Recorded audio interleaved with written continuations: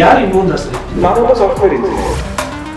ನಿಮ್ಮ ಪಕ್ಷಕ್ಕೂ ಬೇರೆ ಪಕ್ಷಕ್ಕೂ ಇರುವಂತ ವ್ಯತ್ಯಾಸಗಳು ಇಲ್ಲಿ ಪಾರ್ಟಿಯಲ್ಲಿ ಯಾವುದೇ ರೀತಿಯಾದ ಭ್ರಷ್ಟಾಚಾರ ಸಪೋರ್ಟ್ ಮಾಡೋರು ಯಾರು ಇಲ್ಲ.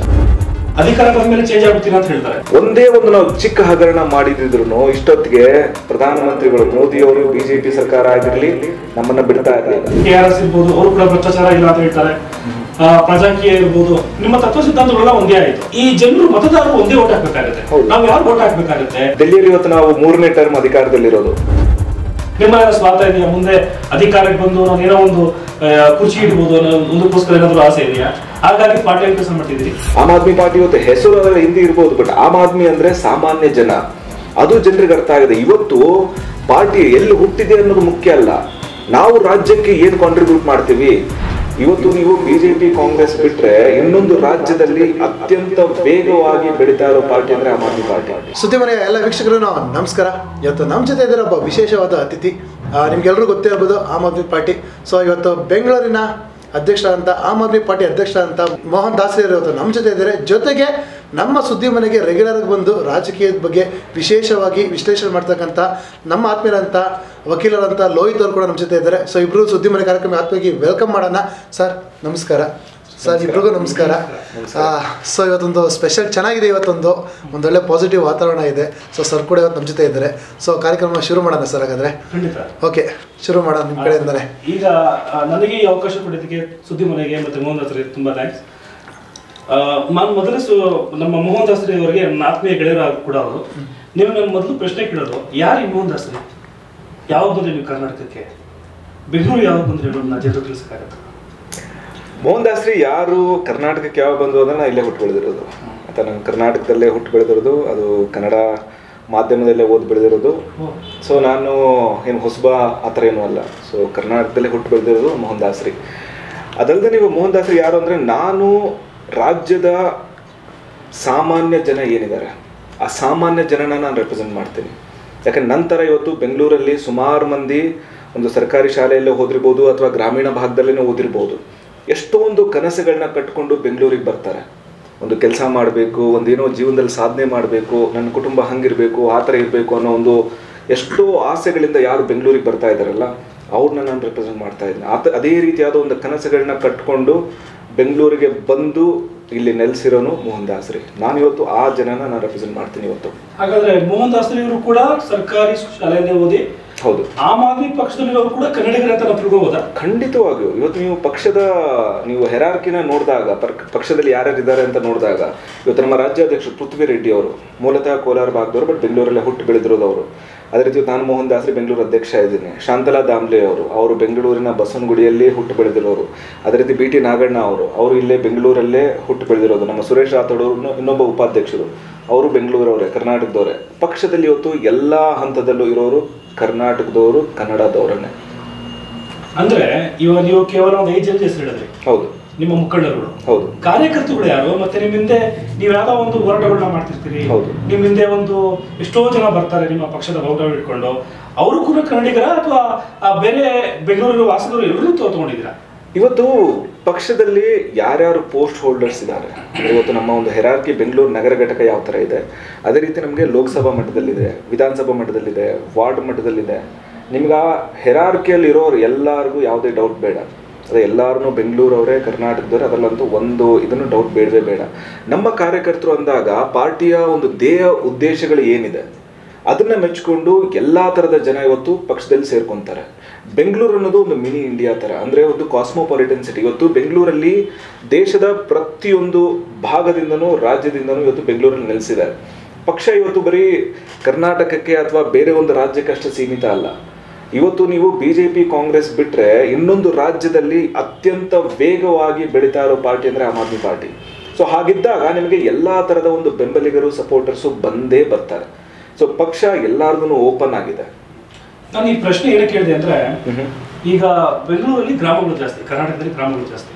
ಬೆಂಗಳೂರಿಗೆ ಅಟ್ಯಾಚ್ ಆಗಿರುವಂತಹ ಗ್ರಾಮಗಳಲ್ಲಿ ಆಮ್ ಆದ್ಮಿ ಅಂದ್ರೆ ಇದು ಒಂದು ಡೆಲ್ಲಿಯ ಪಕ್ಷ, ಇದೊಂದು ನಾರ್ತ್ ಪಕ್ಷ, ಆ ಹೆಸರು ಹೇಳಕ್ಕೆ ಕೂಡ ನಮ್ಮ ಗ್ರಾಮದ ಜನಕ್ಕೆ ಕಷ್ಟ ಆಗುತ್ತೆ. ಅಂದ್ರೆ ಅಲ್ಲಿನ ಹೋರಾಟಗಾರರು ಕೂಡ ಮತ್ತೆ ಆ ಪಕ್ಷದಲ್ಲೂ ಕೂಡ ಕನ್ನಡಿಗರು ಅಲ್ವೇನೋ ಅನ್ನೋ ರೀತಿ ಒಂದು ರೆಕಗ್ನಿಷನ್ ಆಗ್ತಾ ಇದೆ.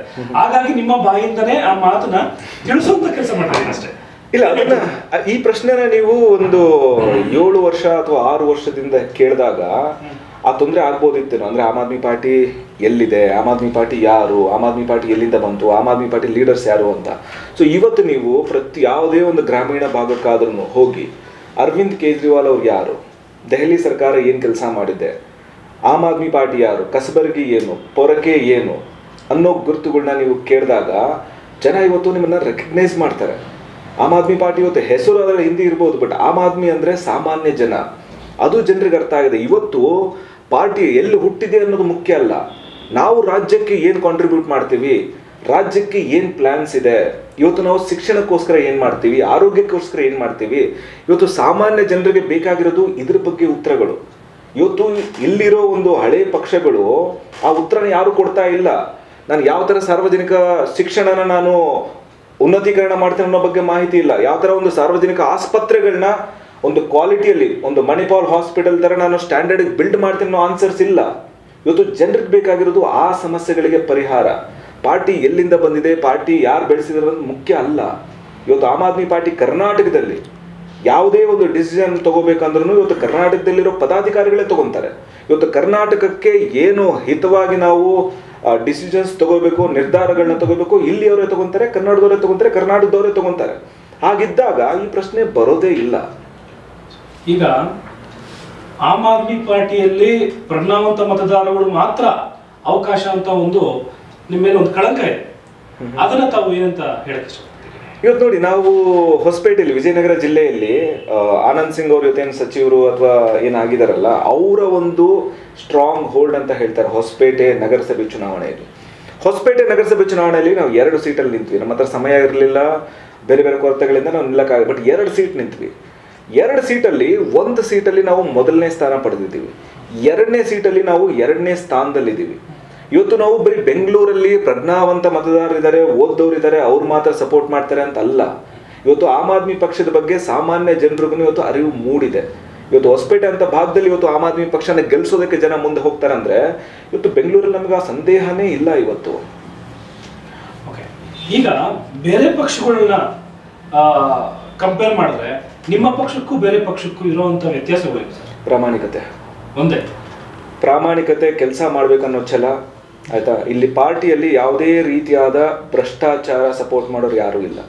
ನಾವು ಎಲ್ಲಿವರೆಗೂ ಇರುತ್ತೆ ನಮ್ಮ ಉಸಿರು ಪಾರ್ಟಿ ಇರೋವರೆಗೂ.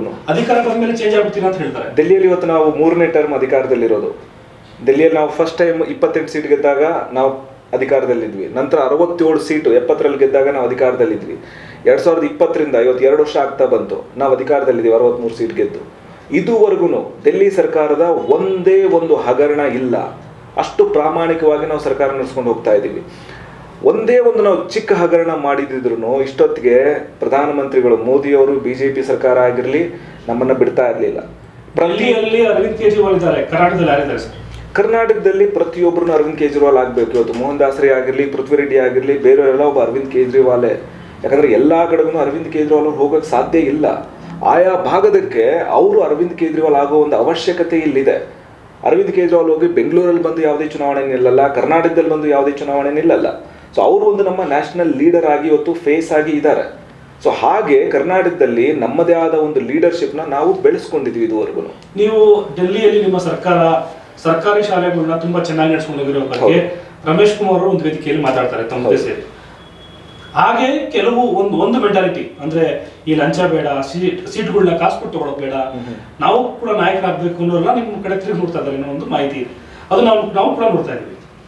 ಈಗ ನೀವೆಲ್ಲ ಸೇರಿ ಒಂದು ಸರ್ಕಾರ ರಚನೆ ಮಾಡಿದ್ರೆ ನಿಮ್ಮ ತರನೇ ಇನ್ನೊಂದು 2 ಪಕ್ಷಗಳಿದ್ದಾವೆ. ಫಾರ್ ಎಕ್ಸಾಂಪಲ್ KRS ಇರ್ಬೋದು, ಅವರು ಕೂಡ ಭ್ರಷ್ಟಾಚಾರ ಇಲ್ಲ ಅಂತ ಹೇಳ್ತಾರೆ. ಪ್ರಜಾಕೀಯ ಇರ್ಬೋದು. ಮುಂದೆ ನೀವು ನಿಮ್ಮ ಎದುರುಗಡೆ ಇವರೆಲ್ಲ ಬಂದ್ರೆ ನಿಮ್ಮ ತತ್ವ ಸಿದ್ಧಾಂತಗಳೆಲ್ಲ ಒಂದೇ ಆಯ್ತು. ಹಾಗಾದ್ರೆ ಈ ಜನರು ಮತದಾರರು ಒಂದೇ ಓಟ್ ಹಾಕ್ಬೇಕಾಗತ್ತೆ. ನಾವು ಯಾರು ಓಟ್ ಹಾಕ್ಬೇಕಾಗತ್ತೆ? ಅಥವಾ ನೀವು ಅವ್ರಿಗಿಂತ ವಿಭಿನ್ನ ಅಂತ ಹೇಳಕ್ಕಾಗತ್ತಾ? ವಿಭಿನ್ನವಾಗಂದ್ರೆ ನಾವು ಇವತ್ತು ಕರ್ನಾಟಕದಲ್ಲಿ ಮತ್ತೆ ಬೆಂಗಳೂರಲ್ಲಿ ಆರ್ಗನೈಸೇಷನ್ ನಾನು ಕಾಂಗ್ರೆಸ್ ಆಗಲಿ ಬಿಜೆಪಿಯಲ್ಲಿ ದಳದ ಬಗ್ಗೆ ವಿಭಿನ್ನತೆ ಕೇಳ್ತಾ ಇಲ್ಲ. ಖಂಡಿತವಾಗಿ ಇದನ್ನ ಜನ ನೋಡ್ಬಿಟ್ಟಿದ್ದಾರೆ. ನಾನು ಕೇಳ್ತಾ ಇರೋದು ಹೊಸ ಪಕ್ಷಗಳು, ಹೊಸ ಯುವಕರು ಹೊಸದಾಗಿ ಏನೋ ಮಾಡ್ಬೇಕಂತ ನೀವು ಬಂದಿದ್ದೀರಿ. ಹೌದು, ನೀವಾಗಿರ್ಬೋದು, ಪ್ರಜಾಕೀಯ ಆಗಿರ್ಬೋದು, ಅಥವಾ KRS ಆಗಿರ್ಬೋದು. ಈ 3 ಮತದಾರಗಳನ್ನ ನಾನು ಹಾಕ್ಬೇಕು ಅಂತ ನನ್ನ ತಲೆಯಲ್ಲಿದೆ. ನಾನು ನೀವು 3 ಜನ ಎಲೆಕ್ಷನ್ ಬಂದ್ರೆ ನಿಮ್ಮಲ್ಲಿ ಮೋಹನ್ ದಾಸರಿ ಪಕ್ಷದಲ್ಲಿ ಇವರಿಬ್ಬರಿಗಿಂತ ವಿಭಿನ್ನತೆ ಏನಿದೆ ಅನ್ನೋದನ್ನ ನಾನು ತಿಳ್ಕೊಬೇಕು. ಖಂಡಿತವಾಗಿ ಇವತ್ತು ಆಮ್ ಆದ್ಮಿ ಪಾರ್ಟಿ ಅಂದ್ರೆ ಒಂದು ಮಟ್ಟಕ್ಕೆ ನಾವು ಏನೊಂದು ಕನಸನ್ನ ಕಟ್ಟಿದ್ವಿ ದೇಶದಲ್ಲಿ, ಒಂದು ಶಿಕ್ಷಣ ವ್ಯವಸ್ಥೆ ಆಗಿರ್ಲಿ, ಆರೋಗ್ಯ ವ್ಯವಸ್ಥೆ ಆಗಿರ್ಲಿ, ಒಂದು ಭ್ರಷ್ಟಾಚಾರ ನಿರ್ಮೂಲನೆ ಮಾಡಬೇಕು ಅನ್ನೋ ಒಂದು ಹೋರಾಟದಿಂದ ಬಂದಿರೋ ಪಕ್ಷ. ಇವತ್ತು ನಮಗೊಂದು ಇತಿಹಾಸ ಇದೆ ಆಯ್ತಾ. ಆ ಇತಿಹಾಸ ಭ್ರಷ್ಟಾಚಾರ ಮುಕ್ತ ದೇಶ ಮಾಡಬೇಕು ಅನ್ನೋದು, ಆ ನಿಟ್ಟಿನಲ್ಲಿ ನಮಗೆ ಕೆಲಸ ಮಾಡಿರೋ ಒಂದು ಎಕ್ಸ್ಪೀರಿಯನ್ಸ್ ಇವತ್ತು ದೆಹಲಿಯಲ್ಲಿದೆ ಆಯ್ತಾ. ಅದಲ್ಲದೆ ನಾವು ಬೆಂಗಳೂರಲ್ಲಿ ಇವತ್ತು ಕರ್ನಾಟಕದಲ್ಲಿ ಇವತ್ತು ಪಕ್ಷನ ಒಂದು ಸದೃಢವಾಗಿ ಬೆಳೆಸೋ ಒಂದು ಯೋಚನೆ ಇಟ್ಕೊಂಡು ಸುಮಾರು ವರ್ಷಗಳಿಂದ, ಸುಮಾರು 7-8 ವರ್ಷಗಳಿಂದ ಸದಾ ನಾವು ನಿರಂತರವಾಗಿ ದುಡಿತಾ ಇದ್ದೀವಿ. ಇವತ್ತು ನಾಳೆ ಅಂತ ಗೊತ್ತಿಲ್ಲ ನಮಗೆ, ನಿರಂತರವಾಗಿ ದುಡಿತಾ ಇದ್ದೀವಿ. ಸೊ ಆ ಥರ ಒಂದು ಕ್ಯಾಡರ್ನ, ಆ ಥರ ಒಂದು ಕಾರ್ಯಕರ್ತರನ್ನ ಪಡೆನ ಇಟ್ಕೊಂಡು ನಾವು ಇವತ್ತು ಸಂಘಟನೆನ ಬಿಲ್ಡ್ ಮಾಡ್ತಾ ಇದ್ದೀವಿ. ಇನ್ನೊಂದು, ರಾಜಕಾರಣ ಯಾರೊಬ್ಬರ ಸೊತ್ತು ಅಲ್ಲ, ಯಾರೊಬ್ರು ಅಥವಾ ಕುಟುಂಬಕ್ಕೆ ಅಥವಾ ಯಾರೋ ಒಂದು ಸೀಮಿತ ಆಗಿರೋ ವಸ್ತು ಅಲ್ಲ. ಇವತ್ತು ಒಳ್ಳೆಯವರು ರಾಜಕಾರಣಕ್ಕೆ ಬರಬೇಕು, ಒಳ್ಳೆಯವರು ಬಂದಾಗ್ಲೇ ಈ ರಾಜಕಾರಣ ಬದಲಾಗೋದು. ಇವತ್ತು KRS ಅವರಾಗಿರ್ಲಿ, ಪ್ರಜಾಕೀಯ ಆಗಿರ್ಲಿ, ಇನ್ನೊಂದು BNP ಪಾರ್ಟಿ ಅಂತ ಇದೆ, ಬೆಂಗಳೂರು ನವ ನಿರ್ಮಾಣ ಪಾರ್ಟಿ ಅಂತ, ಎಲ್ಲ ಒಳ್ಳೆಯವರು ಇರ್ಬೋದು, ಅವರು ಬರಲಿ ರಾಜಕಾರಣಕ್ಕೆ. ನಾವು ಯಾರನ್ನು ವಿರೋಧ ಮಾಡಲ್ಲ. ಇವತ್ತು ಜನರಿಗೆ ಓಟ್ ಹಾಕ್ಬೇಕಾದಾಗ ಅವ್ರಿಗೆ ಗೊತ್ತಾಗುತ್ತೆ. ಜನರು ಅಷ್ಟೊಂದು ದಡ್ರಲ್ಲಿ ಯಾರಿಗೆ ಓಟ್ ಹಾಕಬೇಕು ಯಾರಿಗಿಲ್ಲ ಅಂತ ಡಿಸೈಡ್ ಮಾಡೋಷ್ಟು ಇದನ್ನು ಅಲ್ಲ. ಸೊ ನಾವು ಇವತ್ತು ಪ್ರಾಮಾಣಿಕವಾಗಿ ಕೆಲಸ ಮಾಡೋದನ್ನ ಇವತ್ತು ಜನರ ಮುಂದೆ ಇಡ್ತಾ ಇದ್ದೀವಿ. ನಮ್ಮ ಸ್ಥಳೀಯ ಲೀಡರ್ಗಳು ಇವತ್ತು ಈಗಾಗಲೇ ಆ ಒಂದು ಕೆಲಸನ ಮಾಡ್ತಾ ಇದ್ದಾರೆ. ಸೊ ಆ ಥರ ಡೌಟೇ ಬರಲ್ಲ. ಆಮ್ ಆದ್ಮಿಗೆ ನೋಟಾ ಅಂತ ಏನು ಓಟ್ ಹಾಕ್ತಾರೋ ನಾವು, ಯಾವ್ದು ಬೇಡ ನೋಟಾ ಅಂತ ಹಾಕೋತಿಲ್ಲ, ಆ ಮತಗಳು ಮಾತ್ರ ಬರ್ತಾವ ಅಥವಾ ಬೇರೆ ಜನರು ತಾವು ಬದಲಾವಣೆ ಮಾಡುವಂಥದ್ದು ಏನಾದ್ರು ಹೋರಾಟಗಳು ಮಾಡಿದ್ದೀರಾ ಇಷ್ಟು ದಿನ? ಇವತ್ತು ಬೆಂಗಳೂರಲ್ಲಿ ನಾವು ತೆಗೆದಿರೋ ವಿಷಯಗಳನ್ನ ನೋಡಿ, ನಾವು ಒಂದು ಭ್ರಷ್ಟಾಚಾರದ ವಿರುದ್ಧ ಮಾತಾಡೋದು ಒಂದು ಕಡೆಗಾದರೆ, ಇನ್ನೊಂದು ನಾವು ಶಾಲಾ ಶಿಕ್ಷಣ ಬಗ್ಗೆ. ಇವತ್ತು ಲಾಸ್ಟ್ ಈ ಒಂದು ಕೊರೋನಾ ಮಹಾಮಾರಿ ಟೈಮಲ್ಲಿ ಎಷ್ಟೊಂದು ಪೋಷಕರಿಗೆ ಅವರ ಮಕ್ಕಳ ಫೀಸ್ ಕಟ್ಟೋದಕ್ಕೆ ತುಂಬ ತೊಂದರೆ ಆಯಿತು. ಅದರ ವಿರುದ್ಧವಾಗಿ ನಾವೊಂದು ಹೋರಾಟನ ಮಾಡಿದ್ದೀವಿ. ನಾವು ಪ್ರತಿಯೊಂದು ವಾರ್ಡಲ್ಲೂ ಜನರ ಒಂದು ಸಹಿ ಸಂಗ್ರಹಣ ಅಭಿಯಾನ ಮಾಡಿದ್ವಿ. ಇವತ್ತು ನಿಮ್ಮ ಮನೇಲಿ ಫೀಸ್ ಕಟ್ಟಕ್ಕೆ ಕಷ್ಟ ಆಗ್ತಾ ಇದೆಯಾ, ನಾವು ಸರ್ಕಾರಕ್ಕೆ ರೆಪ್ರೆಸೆಂಟ್ ಮಾಡ್ತೀವಿ, ಸರ್ಕಾರದಲ್ಲಿ ನಾವು ಹೇಳ್ತೀವಿ ಇವತ್ತು ಪೋಷಕರಿಗೆ 30% ರಿಯಾಯಿತಿ ನೀವು ಕೊಡಲೇಬೇಕು ಅಂತ ಹೇಳಿ ನಾವು ಇವತ್ತು ಹೋರಾಟ ಮಾಡಿದ್ದೀವಿ. ಇವತ್ತು ಶಾಲೆ ಕಳಿಸೋ ಪೇರೆಂಟ್ಸ್ ಏನು ಕಮ್ಮಿ ಇದ್ದಾರೆ ಬೆಂಗಳೂರಲ್ಲಿ. ಸೊ ಆ ಒಂದು ವರ್ಗ, ಮಧ್ಯಮ ವರ್ಗ ಆಗಿರ್ಬೋದು ಅಥವಾ ಸಾಮಾನ್ಯ ಜನರ ವರ್ಗ ಆಗಿರ್ಬೋದು, ಸೊ ಆ ವರ್ಗದಗೋಸ್ಕರ ನಾವು ಕೆಲಸ ಮಾಡಿದ್ದೀವಿ. ಇವತ್ತು ನಿಮ್ಗೆ ಉದಾಹರಣೆಗೆ ನಾವು ಮೊನ್ನೆ ಭುವನೇಶ್ವರಿ ನಗರ ಅಂತ ಉತ್ತರಳ್ಳಿ ಹತ್ರ ಇದೆ, ಅಲ್ಲಿ ಈ ಸರ್ಕಾರದಿಂದ ಅಪಾರ್ಟ್ಮೆಂಟ್ಗಳನ್ನ ಕಟ್ಟಿ ಬಡವರಿಗೆ ಕೊಡಬೇಕು ಅಂತ ಏನು ಮಾಡ್ತಾ ಇರ್ತಾರೆ, ಅಲ್ಲಿ ರಾಜಕಾರಣನೇ. ಇವತ್ತು ಅಲ್ಲಿ DK ಸುರೇಶ್ ಅವ್ರ ಕಡೆಯಿಂದ ಮತ್ತೆ ಅಲ್ಲಿ ಕೃಷ್ಣಪ್ಪ ಅವ್ರ ಕಡೆಯಿಂದ ನಾವು ಇಷ್ಟು ಮಂದಿಗಷ್ಟೇ ಕೊಡಬೇಕು ಅಂತ ಹೋರಾಟ ಮಾಡ್ತಾ ಇದ್ರು ಅವರು. ನಾವು ಅಲ್ಲಿ ಬಡ ಜನರಿಗೋಸ್ಕರ ಹೋರಾಟ ಮಾಡಿ ಅದನ್ನ ನಿಲ್ಸಿದೀವಿ. ಇವತ್ತು ಅವ್ರಿಗೆ ಮನೆ ಸಿಗ್ಬೇಕು ಅಂತ ಹೋರಾಟ ಮಾಡಿದೀವಿ. ಸೊ ಆಮ್ ಆದ್ಮಿ ಪಾರ್ಟಿ ಇವತ್ತು ಪ್ರತಿಯೊಂದು ವರ್ಗಕ್ಕೂ ಕೆಲಸ ಮಾಡೋ ಪಾರ್ಟಿ. ಬರೀ ಒಂದು ವರ್ಗಕ್ಕೆ ಮಾತ್ರ ಸೀಮಿತ ಆಗಿರೋ ಪಾರ್ಟಿ ಆಮ್ ಆದ್ಮಿ ಪಾರ್ಟಿ ಅಲ್ವೇ ಅಲ್ಲ. ಕಾಮನ್ ಮ್ಯಾನ್ ಅಂದ್ರೆ ಒಬ್ಬ ಸಾಮಾನ್ಯ ಜನ ಅಂದ್ರೆ ಅವ್ನು ಶ್ರೀಮಂತನು ಸಾಮಾನ್ಯ ಜನಕ್ಕೇ ಬರ್ತಾರೆ ಆಯ್ತಾ. ಬಡವರಷ್ಟೇ ಸಾಮಾನ್ಯ ಜನ ಅಲ್ಲ. ಸಾಮಾನ್ಯ ಜನನ ಪದದ ಅರ್ಥನ ಸರಿಯಾಗಿ ನಾವು ಮಾಡ್ಕೋಬೇಕಾಗತ್ತೆ. ಸೊ ನೀವು ಕನ್ನಡ ಜನಕ್ಕೆ ಆಮ್ ಆದ್ಮಿಯ ಬಗ್ಗೆ ಅದರ ಅರ್ಥ ನೀವು ಕನ್ನಡ ಹೇಳಕ್ ಇಷ್ಟಪಡ್ತಾ ಇದ್ದೀರಾ, ಹಂಗಂದ್ರೆ ಏನ್ ಹೇಳ್ತೀವಿ? ಆಮ್ ಆದ್ಮಿ ಅಂತ ನಾವು ಹಿಂದಿಲ್ ಕರೆದ್ರೆ ಅದನ್ನ ಕನ್ನಡದಲ್ಲಿ ತಾವು ಏನಂತ ಕರಿತೀವಿ? ಆಮ್ ಆದ್ಮಿ ಅಂತ ನೀವು ಸಪರೇಟ್ ಆಗಿ ಕರೆಯೋ ಅವಶ್ಯಕತೆ ಇಲ್ಲ. ಇವತ್ತು ಎಲ್ಲಾ ಸಾಮಾನ್ಯ ಜನರು, ಯಾರ ಹತ್ರ ಈ ಒಂದು ಪೊಲಿಟಿಕಲ್ ಪವರ್ ಇಲ್ವೋ, ಯಾರ ಹತ್ರ ಒಂದು ಹಣದ ಬಲ ಇಲ್ವೋ, ತೋಳದ ಬಲ ಇಲ್ವೋ, ಅವರೆಲ್ಲರೂ ಸಾಮಾನ್ಯ ಜನರೇ. ಆ ಸಾಮಾನ್ಯ ಜನರನ್ನೇ ಇವತ್ತು ಆಮ್ ಆದ್ಮಿ ಪಾರ್ಟಿ ರೆಪ್ರೆಸೆಂಟ್ ಮಾಡ್ತಾ ಇದೆ. ಹೌದು, ಕಾಮನ್ ಮ್ಯಾನ್. ತಾವು ಬೇರೆ ಪಕ್ಷಗಳ ಹೋರಾಟಗಾರಗಳನ್ನ ನೋಡ್ತೀವಿ ಸರ್ ನಾವು. ಹೌದು. ಆ ಒಂದು ಹೋರಾಟಗಾರಗಳು ಯಾರಿರ್ತಾರೆ ಅಂದ್ರೆ ಅವರಿಗೆ ಪಕ್ಷದ ಕೌನ್ಸಿಲರ್ಗಳು ಅಥವಾ MLAಗಳು ದುಡ್ಡನ್ನ ಫೀಡ್ ಮಾಡ್ತಾರೆ ಹೋರಾಟ ಮಾಡೋಕ್ಕೆ. ಖಂಡಿತವಾಗೂ. ನಿಮ್ಮ ಪಕ್ಷದಲ್ಲಿ ಅದೇ ವ್ಯವಸ್ಥೆ ಇದೆಯಾ? ಖಂಡಿತವಾಗೂ ಇಲ್ಲ. ಇವತ್ತು ಆಮ್ ಆದ್ಮಿ ಪಾರ್ಟಿಗೆ ಕೆಲಸ ಮಾಡ್ತಿರೋ ಕಾರ್ಯಕರ್ತರಾಗಿರ್ಲಿ ಆಯ್ತಾ, ಆಮ್ ಆದ್ಮಿ ಪಾರ್ಟಿ ಲೀಡರ್ಗಳಾಗಿರ್ಲಿ, ಯಾರು ಆ ಥರ ಬ್ಯಾಕ್ಗ್ರೌಂಡಿಂದ ಬಂದಿರೋಲ್ಲ. ಯಾರನ್ನೋ ದುಡ್ಡಿಟ್ಟು ಕರ್ಕೊಂಬಂದು 200-300 ರೂಪಾಯಿ ಕೊಟ್ಟು ಕರ್ಕೊಂಬರೋ ವ್ಯವಸ್ಥೆ ಆಮ್ ಆದ್ಮಿ ಪಾರ್ಟಿಲಿ ಇಲ್ಲ. ಇಲ್ಲಿ ಆಮ್ ಆದ್ಮಿ ಪಾರ್ಟಿನ ಪ್ರೀತಿಯಿಂದ ಸೇರಿ ಬಂದಿರೋ ಜನ ಇದ್ದಾರೆ. ಇವತ್ತು ಉದಾಹರಣೆಗೆ ತಗೊಳ್ಳಿ, ಇವತ್ತು ನಾನೇ ಬೆಳಗ್ಗೆ 9 ಗಂಟೆಯಿಂದ ಸಾಯಂಕಾಲ 5 ಗಂಟೆವರೆಗೂ ಪಕ್ಷದ ಕೆಲಸ ಮಾಡ್ತೀನಿ. ಸಂಜೆ 6 ಗಂಟೆಯಿಂದ ಬೆಳಗ್ಗೆ 2 ಗಂಟೆವರೆಗೂ ನಾನು ಒಂದು ಕಂಪ್ನಿ ಕೆಲಸ ಮಾಡಬೇಕು. ಯಾಕಂದ್ರೆ ನನ್ನ ಒಂದು ಕುಟುಂಬ ಇದೆ, ನನಗೂ 2 ಮಕ್ಕಳಿದ್ರೆ ಅವ್ರನ್ನ ನಾನು ಶಾಲೆಗೆ ಸೇರಿಸಿದ್ದೀನಿ. ಸೊ ನಾನೊಬ್ಬ ಸಾಫ್ಟ್ವೇರ್ ಇಂಜಿನಿಯರ್ ಆಯ್ತಾ. ನಾನೊಂದು NIT ಸೂರತ್ಕಲ್ ಅಂತ ಹೇಳಿ ಒಂದು ಕಾಲೇಜ್ ಏನಿದೆ ದೇಶದಲ್ಲೇ ಒಂದು ಅತ್ಯುನ್ನತ ಇಂಜಿನಿಯರಿಂಗ್ ಕಾಲೇಜು, ಅಲ್ಲಿ ನಾನು ಇಂಜಿನಿಯರಿಂಗ್ ಮಾಡಿದ್ದೀನಿ. ಬಿಟ್ಸ್ ಪಿಲಾನಿ ಅಂತ ದೇಶದ ನಂಬರ್ 4 ಅಲ್ಲಿ ಅದು ಬೆಸ್ಟ್ ಕಾಲೇಜ್ ಅಂತ ಹೇಳ್ತಾರೆ, ಅಲ್ಲಿ ನಾನು ಮಾಸ್ಟರ್ಸ್ ಮಾಡಿದ್ದೀನಿ. ಅದಾದ್ಮೇಲೆ ನಾನು ಒಂದು ಸಾಫ್ಟ್ವೇರ್ ಕಂಪ್ನಿಯಲ್ಲಿ ಕೆಲಸ ಮಾಡ್ತಾ ಇದ್ದೀನಿ. ಈಗಲೂ ತಾವು ಕೆಲಸ ಮಾಡ್ತಿದ್ದೀರಾ? ಹೌದು, ಮಾಡ್ಲೇಬೇಕಾಗುತ್ತೆ. ಬೆಳಗ್ಗೆ ಹೊತ್ತು ಪಕ್ಷದ ಕೆಲಸ? ಹೌದು, ಬೆಳಗ್ಗೆ ಸಂಜೆ ನಂದು ಆಫೀಸ್ ಕೆಲಸ ಶುರುವಾಗುತ್ತೆ 6 ಗಂಟೆಯಿಂದ. ಯಾಕಂದ್ರೆ ಏನಕ್ಕೆ ಈ ತರ ಕಷ್ಟಪಡ್ತಿದ್ರಿ, ಏನಕ್ಕೋಸ್ಕರ ಈ ಪಕ್ಷದ ಕೆಲಸವನ್ನು ಮಾಡ್ತಿದ್ರಿ? ನಿಮ್ಮನ್ನ ಸ್ವಾರ್ಥ ಇದೆಯಾ? ಮುಂದೆ ಅಧಿಕಾರಕ್ಕೆ ಬಂದು ನಾನು ಏನೋ ಒಂದು ಕುರ್ಚಿ ಇಡ್ಬೋದು ಅನ್ನೋ ಒಂದಕ್ಕೋಸ್ಕರ ಏನಾದ್ರು ಆಸೆ ಇದೆಯಾ? ಹಾಗಾಗಿ ಪಾರ್ಟ್ ಟೈಮ್ ಕೆಲಸ ಮಾಡ್ತಿದ್ರಿ? ಇದು ಒಂದು ಅಧಿಕಾರ ದಾಹಕ್ಕೋಸ್ಕರ ಆಗಿರ್ಲಿ ಅಥವಾ ಏನೋ ಒಂದು ನಾವು ಮಾಡಬೇಕು ಅಂತಲ್ಲ. ನಮಗೆ ದಾಹ ಇರೋದು ಈ ಸಮಾಜ ಬದಲಾವಣೆ ಆಗ್ಬೇಕು, ಒಂದು ಸಮಾನತೆ ನಮ್ಮ ರಾಜ್ಯದಲ್ಲಿ ಬರಬೇಕು. ಸಮಾನತೆ ಬರೀ ಒಂದು ಜಾತಿ ಅದ್ರ ಬಗ್ಗೆ ನಾನು ಹೇಳ್ತಾ ಇಲ್ಲ. ಸಮಾನತೆ ಅಂದ್ರೆ ಬಡವ ಆಗಿರ್ಲಿ ಶ್ರೀಮಂತ ಆಗಿರ್ಲಿ ಎಲ್ಲರಿಗೂ ಒಂದು ಸಮಾನತೆ ಬರಬೇಕು ನಮ್ಮ ಸಮಾಜದಲ್ಲಿ ಅನ್ನೋ ಒಂದು ಹೋರಾಟ, ಒಂದು ಛಲ. ಸೊ ನಾನು ಮುಂಬೈಲಿ ಕೆಲಸ ಮಾಡ್ತಾ ಇದ್ದೆ 2004 ಆ ಟೈಮಲ್ಲಿ, ಇಂಜಿನಿಯರಿಂಗ್ ಮುಗಿದಾದ ತಕ್ಷಣನೇ. ಸೊ ನಾನೊಂದು ಯೋಚನೆ ನನಗೆ ಯಾವಾಗಲೂ ಅಂದಿದ್ದು, ನಾನು ನಮ್ಮ ಭಾಗ ಏನಿತ್ತು, ನಾನು ಮೂಲತಃ ಅಗ್ರಿಹೋಮ್ನಲ್ಲಿ ಹುಟ್ಟು ಬೆಳೆದು ಅಲ್ಲೇ ಸರ್ಕಾರಿ ಶಾಲೆಯಲ್ಲಿ ನಾನು ಓದಿದ್ದು. ಯಾವಾಗಲೂ ಒಂದು ಕಡೆಗೆ ಎಲ್ಲೋ ಒಂದು ಕಡೆಗೆ ನಾನು ಹುಟ್ಟು ಬಂದಿರೋ ಊರಿಗೆ ನಾನು ಏನು ಮಾಡಿದ್ದೀನಿ, ನನ್ನ ಸಮಾಜಕ್ಕೆ ನಾನು ಏನು ಮಾಡಿದ್ದೀನಿ ಅನ್ನೋ ಒಂದು ಕಾಡು ನನಗೆ ಯಾವಾಗಲೂ ಅನ್ನಿಸ್ತಾನೆ ಇತ್ತು. ಅದಲ್ಲದೆ ನಮ್ಮ ಒಂದು ಏರಿಯಾದಲ್ಲಿ ಯಾವ ಥರ ಶಿಕ್ಷಣ ವ್ಯವಸ್ಥೆ ಇದೆ, ಯಾವ ಥರ ಆರೋಗ್ಯ ವ್ಯವಸ್ಥೆ ಇದೆ, ಅದೆಲ್ಲದೂ ನಾನು ನೋಡಿದಾಗ ಯಾಕೆ ನಾವು ಇಷ್ಟು ಹಿಂದುಳಿದಿದ್ದೀವಿ ಇದುವರೆಗೂ ಒಳ್ಳೆ ಒಂದು ಸರ್ಕಾರಿ ಶಿಕ್ಷಣ ನಮಗೆ ಸಿಗ್ತಾ ಇಲ್ಲ, ಇದುವರೆಗೂ ಒಂದು ಒಳ್ಳೆ ಸರ್ಕಾರಿ ಆಸ್ಪತ್ರೆ ಇಲ್ಲ. ಇವತ್ತು ನೀವು ಹಗರಿಬೊಮ್ಮನಹಳ್ಳಿ ಮತ್ತೆ ಈ ಉತ್ತರ ಕರ್ನಾಟಕ ಭಾಗದ ಯಾವುದೇ ಒಂದು ಊರಲ್ಲಿ ಒಂದು ಡೆಂಗು ಜ್ವರ ಬಂದ್ರು ಇವತ್ತು ನಿಮಗೆ ಬೆಂಗಳೂರಿಗೆ ಕರ್ಕೊಂಡು ಹೋಗಿ, ಧಾರವಾಡ ಕರ್ಕೊಂಡು ಹೋಗಿ, ಮಣಿಪಾಲಕ್ಕೆ ಕರ್ಕೊಂಡು ಹೋಗಿ ಅಂತಾರೆ ಹೊರತು ಹತ್ತಿರದಲ್ಲಿರೋ ಜಿಲ್ಲಾ ಆಸ್ಪತ್ರೆಗೆ ಹೋಗಿ ಅಂತ ಯಾರು ಹೇಳಲ್ಲ. ಅಂದ್ರೆ 70 ವರ್ಷ ನಿಮ್ಗೆ ಸ್ವಾತಂತ್ರ್ಯ ಬಂದಾದ್ಮೇಲೂ ಒಂದು ಒಳ್ಳೆ ಆರೋಗ್ಯ ವ್ಯವಸ್ಥೆ ನಿಮಗೆ ಕೊಡಕ್ಕಾಗ್ಲಿಲ್ವಾ? ಇವತ್ತು ಸರ್ಕಾರಿ ಶಾಲೆಗಳ ಪರಿಸ್ಥಿತಿ ನೋಡಿ ಯಾವ ತರ ಇದೆ ಅಂತ ಹೇಳಿ. ಸೊ ಆ ಒಂದು ಉದ್ದೇಶ ಇಟ್ಕೊಂಡು ನಾವು ಒಂದು NGO ಶುರು ಮಾಡಿದ್ವಿ 2006ರಲ್ಲಿ. ನಾನು ಬೆಂಗಳೂರಿಗೆ ಬಂದಿದ್ದ ಉದ್ದೇಶನೇ ಅದು.